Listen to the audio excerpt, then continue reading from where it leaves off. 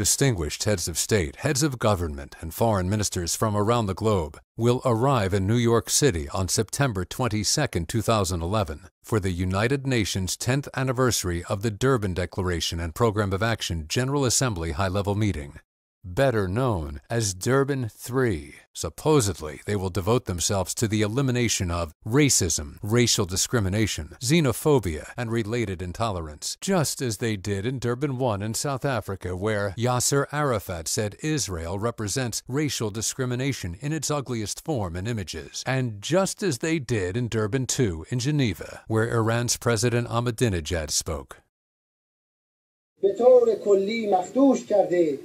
و جامعه جهانی را شرمنده ساخته است. صهیونیسم جهانی مظهر تمام عیار نژاد پرستی است که با توسل دروغین به دین کوشیده است. It's no secret that condemning racism at the Durban conferences means condemning, isolating, and delegitimizing Israel. Legitimacy. That is what is at stake at Durban 3. The legitimacy of anti-Semitism.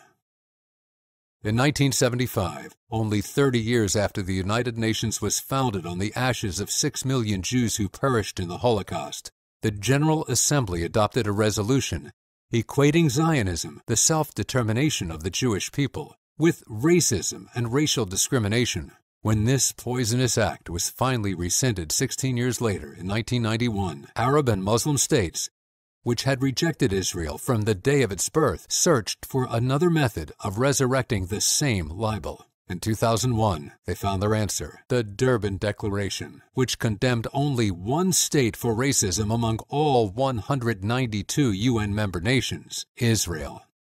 Palestinians were entitled victims of Israeli racism. The 2001 UN spectacle was not an advance in race relations, but a descent into another virulent form of anti-Semitism, the Racist Anti-Racism Conference. The United States, led by Holocaust survivor and Congressman Tom Lantos, walked out.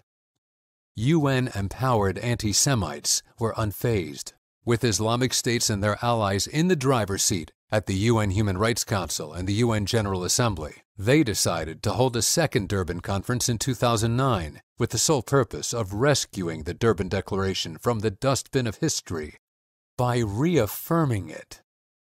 The only world leader to show up for the occasion was Ahmadinejad. Walkouts by democratic states ensued. One person who did not walk out was the UN's top human rights authority, Nave Pillay, the UN High Commissioner for Human Rights. On the final day of Durban 2, Pillay declared it a resounding success. Why? Because as she told the press, the Durban Declaration and its attention on Palestinian victims of Israeli racism had been reaffirmed. The demonization of Israel campaign by the UN rolled on. For over 50 years, 82% of all the UN General Assembly emergency session meetings have been about condemning Israel. Genocides in Cambodia? None. Rwanda? Nil. Sudan? Zero.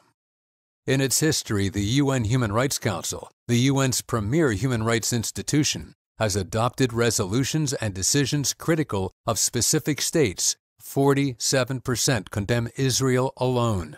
In 2010, the UN General Assembly criticized specific countries for human rights violations. 78% condemned only Israel. If one adds up all the human rights criticisms of specific countries by all UN human rights-related bodies, in 2010, Israel is on top. Fifth most condemned was the United States. Iran was 11th. Syria, 22nd. And still, UN operators were not satisfied. Legitimacy continued to plague the Durban Declaration.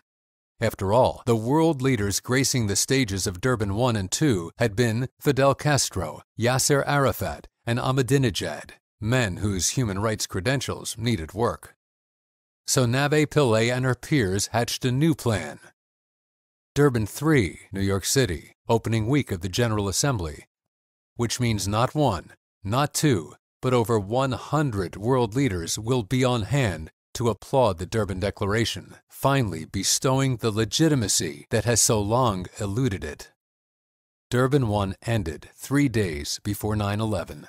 So while Americans will be remembering the 10th anniversary of the terrible consequences of hate and intolerance, the United Nations will be commemorating the 10th anniversary of global hate-mongering itself. Please join us in denying legitimacy to prejudice and its Durban Declaration. Join the front lines and our online counter-conference at www.durbanwatch.com.